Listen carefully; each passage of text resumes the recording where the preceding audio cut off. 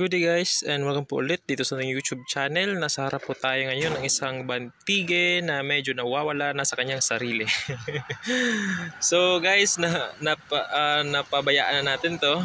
And hindi naman gaano napabayaan kasi dinidiligan pa rin natin and inaabunuhan. Ang napabayaan na natin dito is yung pagtubo ng mga damo. Yan. So lilinisin lang natin to ng kaunti para makita natin yung buong katawan niya, no. So itong bandigi na to, introduction lang is ito yung pinaka isa to sa mga itinatago-tago kong mga materials, no, kasi nga medyo rare yung kanyang forma, no. Actually may drip food sana siya dito na tulad dito, patulis. Kaso nasagi ko, naputol or nabali. Yan. So linisin na natin para makita yung ating bandigi. So ito na siya guys, no? Tapos natin siya linisan and makikita na natin yung kabuuan ng puno. So makikita nyo, yan, kung bakit tinago ko talaga to at hindi ko binenta. Yan, sobrang gandang katawan yan. Actually ito, gagawin natin itong apex mamaya. Yan. So makikita nyo yung base. Sobrang laki ng base niyan. Yan, base papunta sa taas. Yan, paliko yan. Ano, paliko. Paliko yan siya papunta dito. Yan. So tingnan natin likod. Sobrang laki at sobrang macho ng katawan niya. Kita nyo. Yan. Maganda sana siya dito kung nabuhay to. Yan, maganda sana siya. Liko ng katawan niya. Pero ito kasi patay to. Kaya pinutol ko na lang. Pero pwede sana yun gawin nating gene. Or yung dead wood or dead branches, you know? Sobrang ganda ng katawan niyan guys. Paliko yung katawan niyan. Dahil ito yung buhay, itong sanga na to. So ito yung gagamitin natin. So isang to is hindi natin siya gagamitin. Hindi ko to nagamit noon kasi nga patay siya, no. Yan, patay. Yan, sobrang ganda ng katawan niyan. Sobrang tanda. So balik tayo dito sa harap. So itong isang to, actually dapat naka semi-cascade siya, no, na forma. Kasi dito tayo gagawa ng ulo. Or dito tayo dito natin lalaruin yung disenyo ng ating bonsai, no. Kasi dito sa masanga niya, itong isang sanga niya. Ito siya, itong isang sangang to. So dito tayo gagawa ng disenyo kasi wala namang tumubo dito banda sa kanyang katawan. Kundi dito lang banda sa isang sangang to. So dito tayo gagawa. So para siyang semi-cascade, pero hindi siya cascade, no. Parang meron siyang drop branch dito banda. Kasi ito gagawin natin itong apex. Yan. So parang ganito lang siya kalaki. Na may pa-drop branch siya dito. Pag ganyan. May pa-drop branch siya dito. Parang ganyan siya. So ito gagawin itong apex. Ito gagawin itong first branch. Kukuha tayo ng isang back branch dito. Itong isang to, gawin itong back branch to. Lalaruin natin to dito banda sa may bandang likod. And dito banda, parang hindi na siya kailangan. Tatanggalin na natin yan.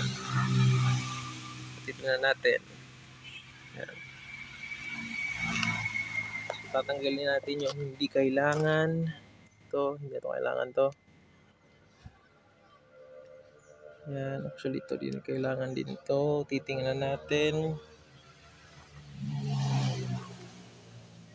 Kasi to yung nasa loob na to, hindi ito kailangan eh. Kasi kung gagawa ka ng sanga sa loob na yan, yan yung isang to, matatabunan yan itong ating apex, no. So, and babangga na rin siya dito. So, hindi natin siya kailangan. Tatanggalin natin to. Yan. Yan guys. So sobrang mahaba na to. Puputulan natin. Siguro putol tayo dito banda. Dito banda. Putol tayo dyan. Kasi nga ito yung bubuo ng apex natin. Hindi na masyado mahaba. Kasi nga hindi naman siya tugas. Latag tayo diretso. Yan. Yan, ito yung drop branch natin. Pipilian pa natin to. So cut na natin. So ito na lang yung naiwan sa ating mga sanga guys na makikita nyo yan. So medyo konti lang yung naiwan kasi nga hindi naman talaga kailangan yung ibang sanga na yon sa kabuuan ng ating disenyo, no. So itong tatlong sangang to, itong tatlong sangang to, ito, isa, dalawa, tsaka tatlo. Ito yung bubuo ng ating bonsai, no? Hindi natin kailangan ng sobrang daming sanga kasi magiging overcrowded na yan. So pipiliin lang natin yung mga sanga na kailangan, no? So tawag dyan is branch selection para ma-focus natin yung tubo. Para ma-focus natin yung tubo sa sanga na kakailangan natin. So para wala na siyang kaagaw, no? Para mas mag-boost yung growth niya. So next is wiring na, no? So hindi ko na i-video yung time-lapse ng wiring para magkaroon ako ng peace of mind sa pag-wiring, no? Yan. Para kahit gaano katagal yung pag-wiring ko, hindi ko masyadong magmamadali kasi may nagbi-video. Medyo haba kasi yung video pag nag-wiring, no? So yan, so makita natin yung kabuuan ng puno, no? Yan. Sobrang laki ng katawan niyan, guys. Kita yung katawan niyan. Yan, no? Sobrang laki. Ito. Actually kasama pa to sa kanyang katawan ito.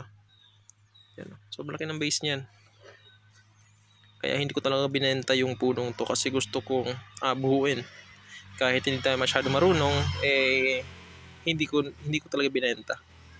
Kasi gusto ko siyang buhuin, no? Yan. Malaki lapad ng base niyan. So dito ko na isipan na maglagay ng dito ko isipan ipwesto yung front niya. Yan, oh.